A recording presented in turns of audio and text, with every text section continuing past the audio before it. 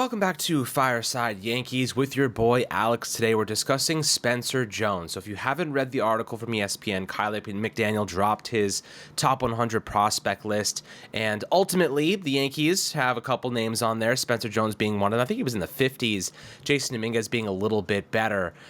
Personally, you guys know my take on it. Jason Dominguez, I think, is probably rated higher. Some different lists have Spencer Jones rated higher based on his potential. But look, only one of them have hit a home run off of Justin Verlander, a future Hall of Famer, one of the best pitchers in our generation. And it's Jason Dominguez. And obviously, we saw him hit, 4 homers in 8 games, set a rookie record for the Yankees over such a small sample size. I think that right now it's pretty easy to say that the 20-year-old outfield switch hitter that's already done a couple of impressive things in the MLB is the better prospect. But let's not discount the fact that Spencer Jones could surpass him. He has the tools to be phenomenal. We're not just talking about an average level player here. There's a couple tweaks that he can make to his game. McDaniel hits on, I'm going to talk about in a minute, that really could take him into the upper echelon of prospects for the Yankees. And personally, Verdugo, Trent Grisham, Soto, the acquisition of those 3 players this offseason has reinforced the outfield significantly. But keep something in mind. Both of those guys, the top guns there, Verdugo and Soto, are obviously in the final year of arbitration. So there's a world where the Yankees lose both of those guys to free agency next year. Of course, we'd love to keep Soto. I don't know how we're going to keep Verdugo, especially with some of these prospects ready to take that jump. But look, if we get Soto back, or even if we lose both of them, we have 2 insurance policies. Obviously, you're not going to get that same level of production, but you have the upside there in Spencer Jones and Jason Dominguez. I hope we extend Soto. I think we have the financial capability. I think they want to. He'll be 26 years old, Hall of Fame level bat in his prime. Those are the type of guys the Yankees traditionally have extended in the past, and he's super young, so it makes sense to kind of reset that age gap for the Yankees. And they've been older in the past. Now they're kind of going the younger direction, which we love. But looking at Spencer Jones specifically, this is an exciting player. Obviously, last year had some issues. He started his year in high Hudson Valley, transitioned to Somerset, kind of had similar problems in both kind of stages of minor league baseball. We talked to him last year before the minor league season. He told us he's just trying to be himself. People underrate his speed, and guys, he stole 43 bases last year. That's not easy to do. 43 bases. Keep in mind, he's 6'6". He is like Aaron Judge stature, but he's an even better athlete. He could play multiple defensive alignments in the outfield. Could play center, left, right, wherever you want to put him. I think the Yankees may actually consider him their future center fielder. And Jason Dominguez could play left, theoretically speaking. We'll see how that kind of progresses. But looking at Spencer Jones, 22 years old, as I mentioned, freak athlete at 6'6", generational power.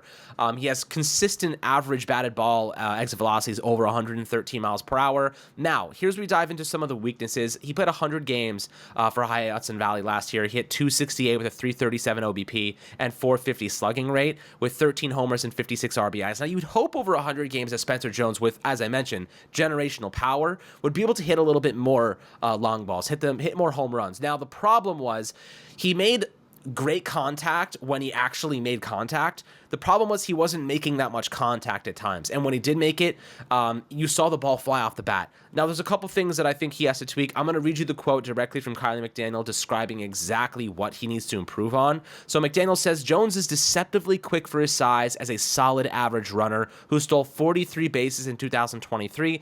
But the calling card here is his plus raw power. As I said before, generational power there. He hit only 16 homers last season, which might be below expectations for some. But his exit velos were plus 113 miles per hour max, so he's not just lifting the ball quite enough when he's hitting it hard.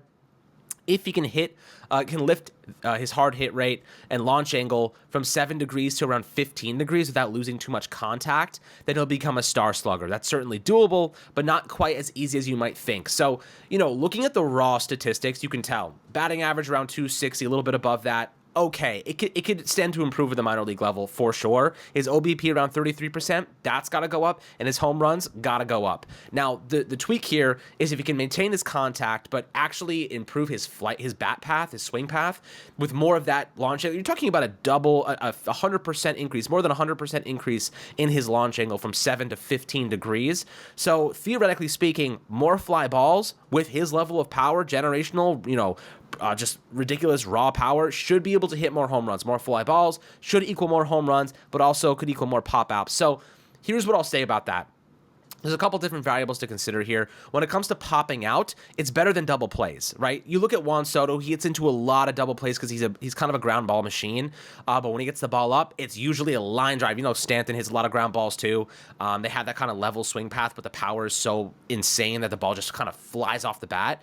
That's kind of the problem I have with Spencer Jones to a degree, that I think he has that elite generational power, but he gets the ball on the ground so much that it does limit his upside. More fly balls aren't a bad thing if it's going to result in more home runs. If he can hit 25 plus homers, you know, and of course his fly ball ratio goes up, you know, has a couple more pop outs, I'm willing to sacrifice that for weaker contact on the ground that could result in double plays and or just outs in general. So launch angle increases, more extra base hits into the gaps, more home runs, but more fly balls. It does come with that one con. I do think that's probably what Spencer Jones is going to be working on moving forward here.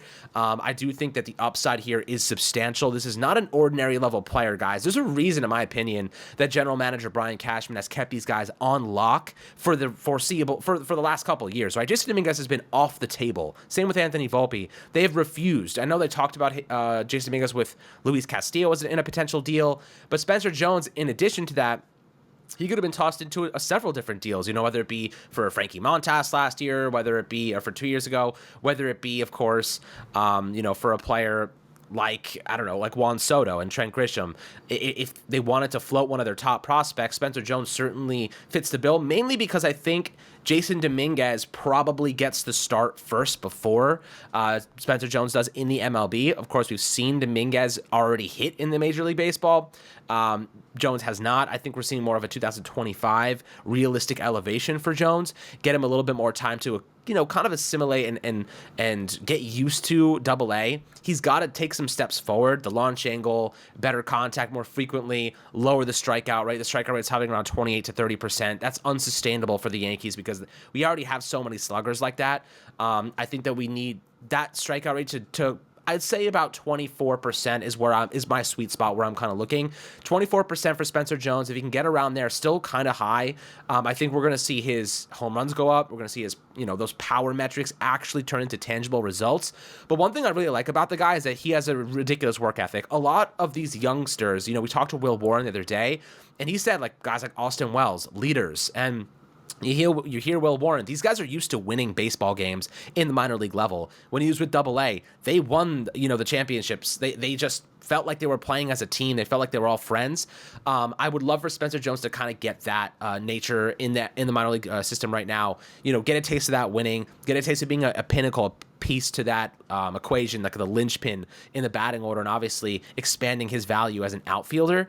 I'm just curious to see what the Yankees do, honestly, when it comes to balancing Dominguez and Jones at the major league level, because the Yankees only have so many outfield spots, right? If they keep Soto, you still got Stanton, you still got Trent Grisham, you still got Judge. You know, now you have Spencer Jones and Jason Dominguez. How does Stanton play into this, right? Because Judge, theoretically, like in a perfect world, you have him playing right field, and then Soto is DHing. You have Dominguez in left, and maybe Spencer Jones in center. You could swap those two if you wanted to. And then Stanton, you know, obviously is not in this equation. Soto is a massive defensive liability. Obviously, you know, if he feels more comfortable playing defensively, it gives him more edge to his game, keeps him on his toes. Maybe that helps his offense. I don't really know. Stanton's like, I need to be playing defense to actually maximize my offense. Don't really get that, but, you know, for him, he just hasn't been good for 2 years now. I don't think it has anything to do with his defense, but everything to do with him just not being good right now. The bat speed has slowed. Obviously, he wasn't seeing the ball very well. The injuries have derailed his consistency and made it really difficult for him to string together, you know, a month of really good performances. But, you know, there is hope that he can bounce back. I think a lot of the pressure will be off of Giancarlo Stanton because of the additions of Soto and Verdugo. Soto and Judge are really this offense. Everyone's like, Soto, Judge, those are the guys. Stanton, you don't have any weight on your shoulders anymore. No one's expecting anything of you. We're just expecting you to carry your weight and not be a liability. So that's kind of where I stand on that kind of matter. But Jones, guys, we'll keep you guys updated on that front for the next couple months here. He is a really great prospect, has ridiculous athleticism. If he tweaks that launch angle, if he can just fix a couple of minor things, minor details in his game, he's going to turn into a star.